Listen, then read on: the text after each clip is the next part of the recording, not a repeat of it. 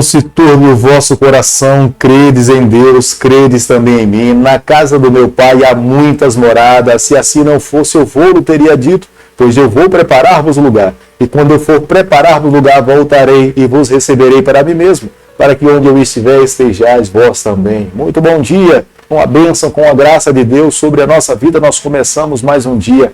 Não há uma alegria maior para o nosso coração quando nos acordamos, podermos ver o brilho do sol e sabermos que temos um Deus de amor que fez promessa para todos nós e que um dia voltará aqui a essa terra a cumprir as suas promessas em nos retirar desse mundo de pecado e estarmos seguros ao lado do nosso Deus, vivendo com Ele por toda a eternidade.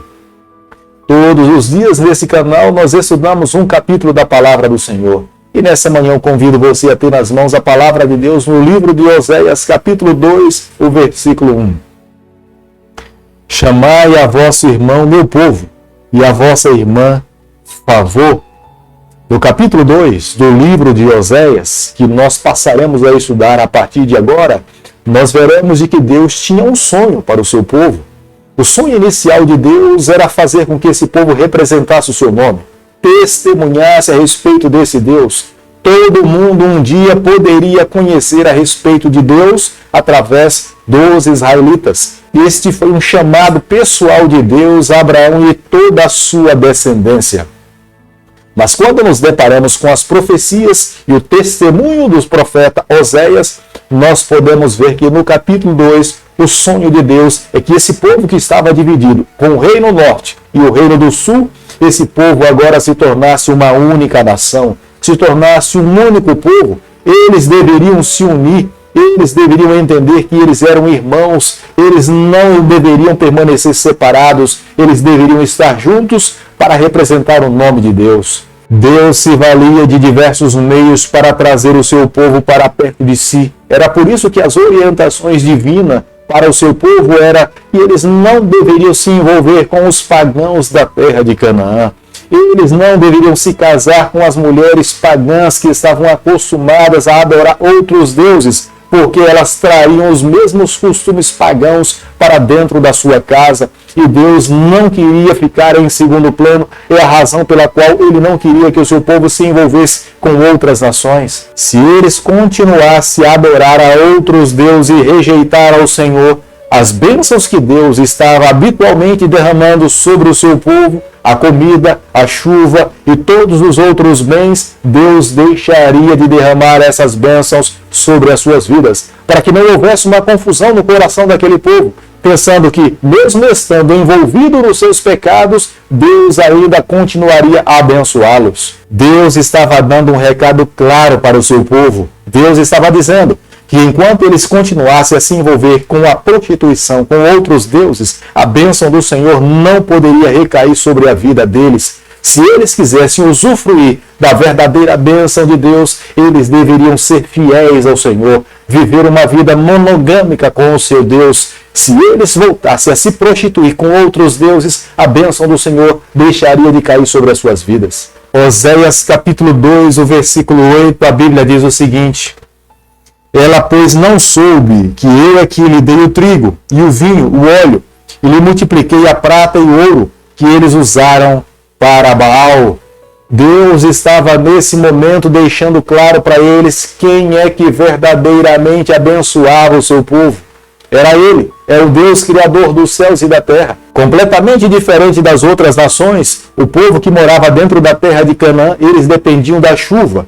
O Egito e a Etiópia, eles eram regados por rios que passavam dentro da sua própria cidade. Mas esse povo que estava aqui na terra de Canaã, eles dependiam da chuva.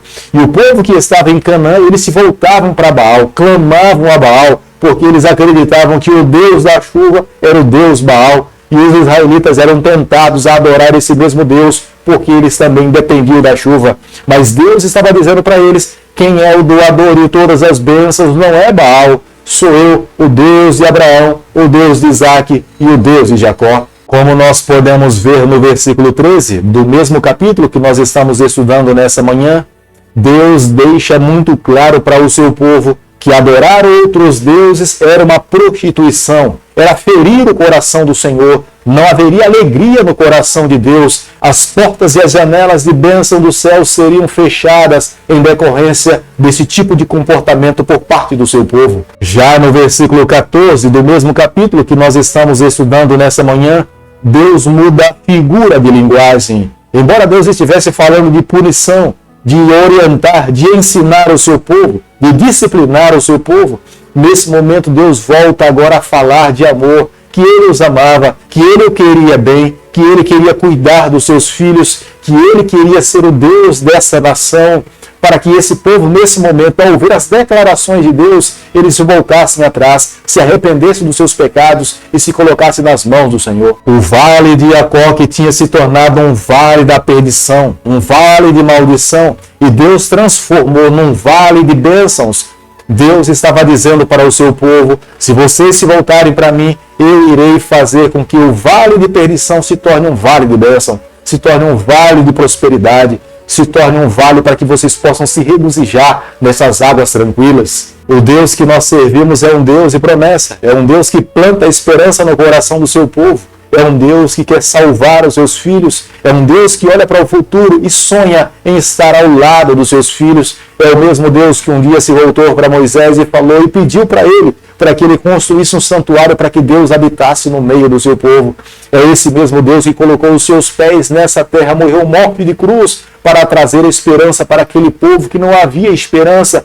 É esse mesmo Deus que traz promessas para nós, dizendo: eu voltarei um dia, colocarei um ponto final na história do pecado, para todo aquele que vive em sofrimento nessa terra, tenha libertação, possa viver comigo e estar seguro por toda a eternidade. Hoje é o dia que nós podemos fazer as nossas escolhas, tomar as nossas decisões. O chamado de Deus, a vontade do Senhor é para que vivamos, é para que nos coloquemos em suas mãos e alcancemos a salvação. Deus, trabalhando com o seu povo, permitiria que eles passassem por momentos difíceis, mas era uma estratégia divina. Não é que Deus iria se alegrar com o sofrimento dos seus filhos, mas Ele permitiria para que esse povo abrisse os seus corações, lhe desse ouvido e entendesse as verdades. Mas logo a seguir, o desejo de Deus era de restaurar as bênçãos, era de abençoá-los, protegê-los, ampará-los, fortalecê-los, para que Ele representasse o nome do Senhor. O desejo final de Deus era trazer prosperidade e vitória para todos os seus filhos. Deus sempre quis restaurar um relacionamento sólido com esse. Deus sempre quis os seus filhos muito perto dele. Deus não tem prazer em ver os seus filhos andando longe do Senhor. Deus sempre deseja que os seus filhos andem sempre ao seu lado. Quando Deus usa uma figura de linguagem falando de marido e mulher, Deus estava colocando no coração do seu povo um entendimento das verdades divinas. Era a forma como ele queria viver com o seu povo. Ele era o esposo e a sua nação era a sua esposa, mas ela deveria assumir a responsabilidade de viver em fidelidade para com seu Deus.